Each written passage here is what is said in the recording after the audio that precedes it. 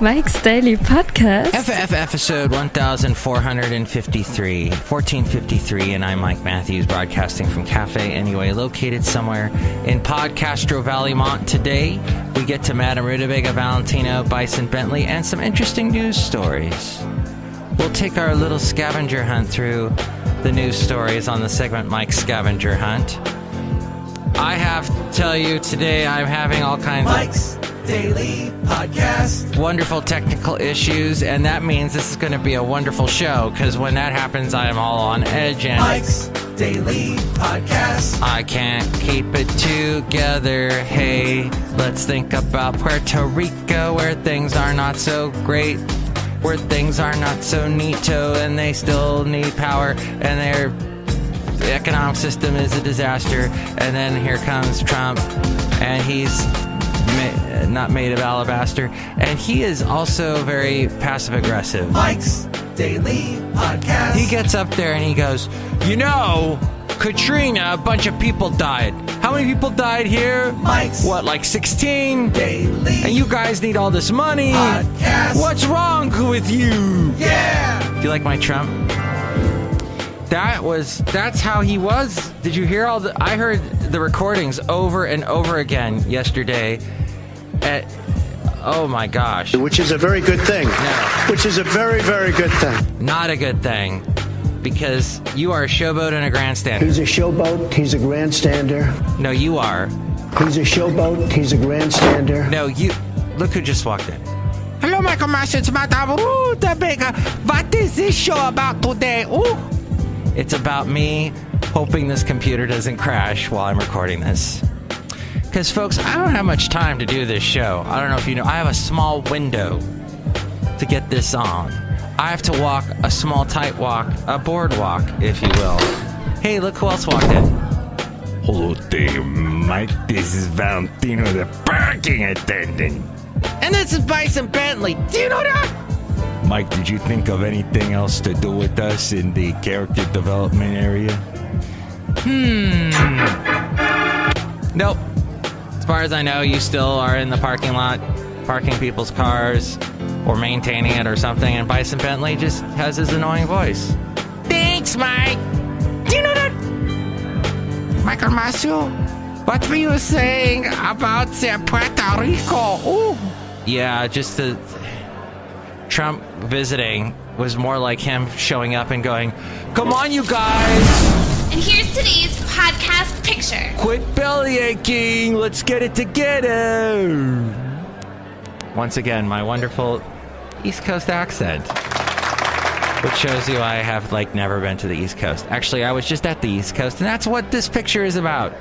Florida, where there is this wonderful thing called Daytona Beach, and I got to hang out with my mom and her boyfriend and her boyfriend's kids, and everybody had his kids are like my age. Everybody had these thick East Coast accents. New York, I don't know. They weren't New England. Oh, I did talk to a guy from New England, though. Oh, I didn't even tell this. I went to see, my mom calls me up just before I left for Daytona Beach and said, hey, do you want to see Evita? I go, sure.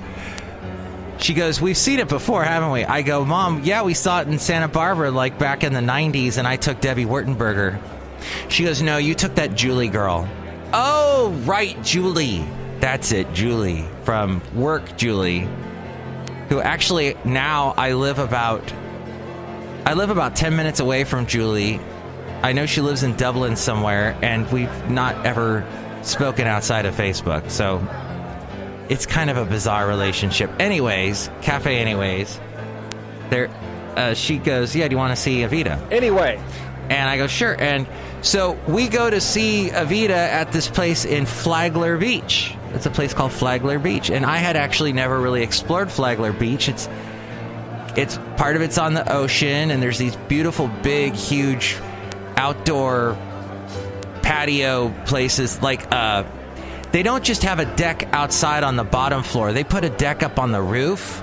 They do this, I guess they do this a lot in Florida now, where you can sit up really high, 2 stories up, look out over the ocean, and yeah, you get wind blown if it's a windy day, but it's a nice little boardwalk up there. And you can be up there and have your drink, your hard booze, frou-frou drink, or your beer or wine or whatever. Cafe, whatever. And we end up going to the Flagler High School because my mom thought it was there. Turned out it was at Flagler Playhouse. So we were at the high school for about 30 minutes. And I'm looking around and I'm saying, Mom, I don't see any signs for Avita. There's nobody here. There's like a couple of high school kids walking by. Later that day. All right, well, hey, I don't know. We're going to get this thing, this dip, dip, dip thing sound. Oh, it looks like it's not happening. All right. Well, apparently the computer just crashed, just like I thought it would. Ugh. Okay. Well, I said to my mom, is there a different place, this Flagler Playhouse? Is this a different place than the high school? And she goes, yes! Wait! And I looked on my smartphone and go, Mom, it's at the Flagler Playhouse. So it was just it was like 6 minutes away. So we went to that and saw Avita. And sitting next to me was this guy from the East Coast somewhere, Maine or Connecticut. I don't know. He had a New England accent, I think it was. And he goes, oh, this is going to be wonderful. This is the best musical ever. Have you seen a lot of musicals? Musicals are great, aren't they? I love musicals. And he kept talking to me through the whole thing. He's probably in his 70s. Funny old guy. But this production of Avita was not very good. And my mom and I are just sort of, oh boy, rolling our eyes through the whole thing. And he keeps tapping my arm. Hey, isn't this the best musical ever? Oh my God, it's awesome, isn't it? This is, and just imagine that with a New England accent, with Kaz and Pac and the wicked, nice Pete's Wicked Ale. I could go for some Pete's Wicked Ale right now, pumpkin. Delish. At any rate, that was a fun trip to Daytona Beach. I had a fun at Flagler Beach, got to see Flagler and the wonderful Flagler Playhouse, which they converted out of a church. They made this beautiful stage and everything out of the church. Just the people there, they were like old theater hacks who the only reason why they're still in theater is because they gotta dance, they gotta act. And if you're hearing a thump, thump, thump noise, it's because I'm apparently having a hurricane here at Cafe anyway, and all kinds of noises are happening, superfluous noises. Wonderful! I sure love the equipment here at Cafe anyway. All right, let's get to the segment. Oh, by the way, MIKEs-DAILY-PODCAST.com is the wonderful website you can go to where you can do things like you can, I don't know, you can like dance if you want to. You can go to the website MIKEs-DAILY-PODCAST.com and buy things through the Amazon link, and there's a PayPal there too, and see the past podcast pictures. Okay, this is the segment that we like to call Mike's Scavenger Hunt. Looking for some interesting stuff here. Okay, Secretary of State Rex Tillerson was on the verge of resigning this past summer amid mounting policy disputes and clashes with the White House. This according to multiple senior administration officials who were aware of the situation at the time. The tensions came to a head around the time Donald Trump delivered a politicized speech in late July to the Boy Scouts of America, an organization Tillerson once led. Just days earlier, Tillerson had openly disparaged the president, referring to him as a moron, after a July 20th meeting at the Pentagon with members of Trump's national security team and cabinet officials. This according to 3 officials familiar with the incident. It is unclear if he was aware of the incident. Vice President Mike Pence counseled Tillerson, who is 4th in line to the presidency, on ways to ease tension with Trump and other top administration officials, urging him to remain in the job at least until the end of the year. Officials said that the administration, beset then by a series of high-level firings and resignations, would have struggled to manage the fallout from a cabinet secretary of his stature departing within the first year of Trump's presidency. Pence has since spoken to Tillerson about being respectful of the president in meetings and in public, urging that any disagreements he sorted out privately. Gosh, it is so important If you're going to have Trump as president, you got to have this vice president. That's for sure. Mike Pence seems to... If he writes a book someday, he will have lots of stories to tell about how he kept things together. Once again, I apologize for this weird thing going on with my computer. I see I'm getting little clips and stuff. Now, it's not organized military opposition to Trump, but day by day, generals and admirals are publicly stepping up and directly giving the American public their views in ways that don't match the Twitter rhetoric of Trump. Nowhere was that made clearer than in the recent video of Air Force Academy Superintendent Lieutenant General Jay Silveria speaking to cadets after racist slurs were posted on message boards of 5 black cadet candidates at the Air Force Academy Preparatory School. If you can't treat someone with dignity and respect, then you need to get out, he said. If you can't treat someone from another gender, whether that's a man or a woman, with dignity and respect, then you need to get out. If you demean someone in any way, then you need to get out. And if you can't treat someone from another race or a different color, skin, with dignity and respect, then you need to get out. The visibly furious general told his troops. Interesting.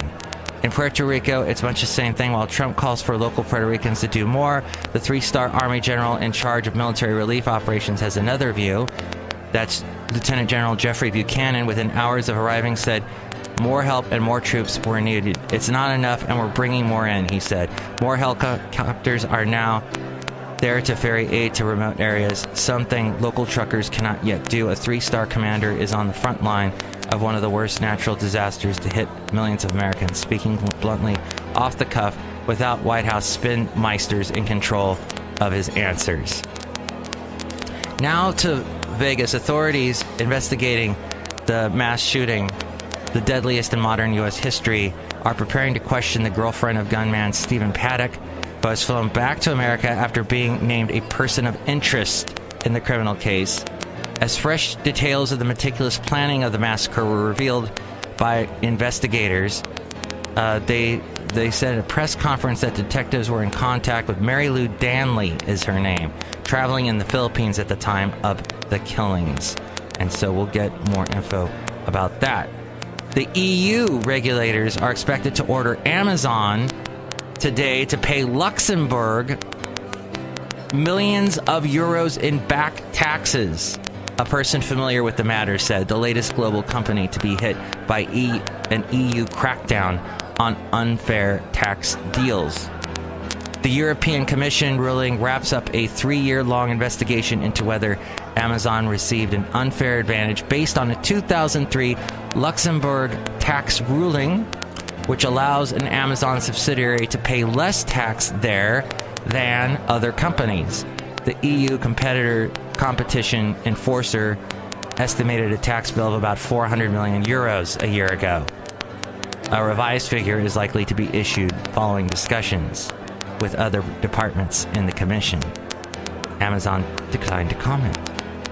Amazon, you are morons. Seriously, if you're going to use Amazon, go through MIKEs-DAILY-PODCAST.com and click on the Amazon link, and that helps us out. But also, if you're going to use Amazon, remember there are a bunch of other websites that do the same thing Amazon does.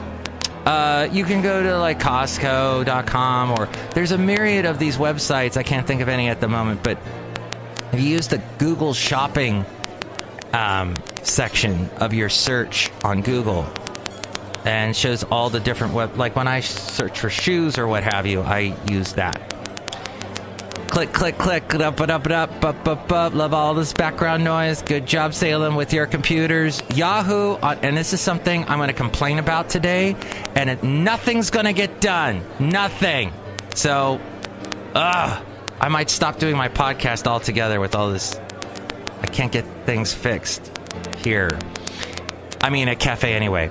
Yahoo on Tuesday said that all 3 billion of its accounts were hacked in that 2013 data theft. All. Yahoo! Tripling its earlier estimate of the size of the largest breach in history. Oh my God. The news expands the likely number and claims of class action lawsuits by shareholders and Yahoo account holders. The early face of the internet for many in the world, Yahoo already faced at least 41 consumer class action lawsuits in the U.S. federal and state courts. Dang, lots of lawsuits. But here's the thing. You just have to go through life now expecting that you've been hacked and do the proper preparation or the proper monitoring of all of everything you have. Your emails, your credit cards, anything that holds value to you that's on the internet, you must keep an eye on. Expect it to be compromised and be vigilant. I know that's a negative view of things, but I have to go outside a cafe anyway, where we bring you Mike's Daily Podcast somewhere in Podcaster Valley. And yesterday's show was called Southern in honor of Tom Petty, who passed away, and he had an album that I enjoyed called Southern Accents. Came out in 1985. Had that song, Don't Come Around Here No More. And he had a song called Hey, Hey, Hey, I was born a rebel down in Dixie on Sunday morning. Well, he had a Confederate flag on stage during that tour, if you don't remember. It was a decision that 2 decades later, Tom Petty would call downright stupid. I wish I'd given it more thought, he said to Rolling Stone in 2015, just as South Carolina decided to lower the Confederate flag from their state house grounds, bringing praise from some rockers and criticism from others who used it during their acts. Petty said the imagery shouldn't be applauded. You know, it's a bit ironic. It's the only time that I know of where we defeated a country in a war and then flew their flag. He said with a laugh, isn't Kid Rock from the Midwest? Kid Rock, who loves to show the Confederate flag at his shows. I think they were on the other side of the Civil War, he pointed out, very intelligently. Southern Accents initially was intended as a concept album, but the consensus was that it was not a fully realized concept album. You know, another interesting thing about that album was it had several producers. It had one of them being David Stewart from the Eurythmics, who produced Don't Come Around Here No More.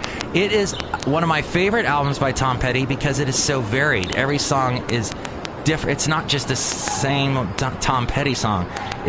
Everything was really different. I liked Full Moon Fever for similar reasons because he had some interesting different producers working on that, but still, several of the songs were clearly inspired by the South on Southern Accents. While Los Angeles had been the band's home for nearly a decade at that point, they hailed from Gainesville, Florida, and spent a significant amount of time in the South during a previous tour. While writing the opening track, Rebel, he said, I was just thinking about the average young guy down there who is brought up in this tradition that tells you this is the way that it's always been and the way it should be. I'm not just talking about jobs, but a whole way of living. Well, that's the end of the show. I want to thank you for listening to it and taking this boardwalk ride that's been a bit rickety through the world. Next show, it's going to be Shelley Shuhart, Floyd the Floorman, and John Deere the Engineer, and you might hear the sound of me throwing a computer out the window. Wouldn't that be fun? Mike's Daily Podcast is written and produced and performed by Mike Matthews. His podcast is super easy to find. Download or listen to his show and read his blog at MIKEs-DAILY-PODCAST.com. Email Mike now at MIKES-DAILY-PODCAST@gmail.com. See you tomorrow. Bye!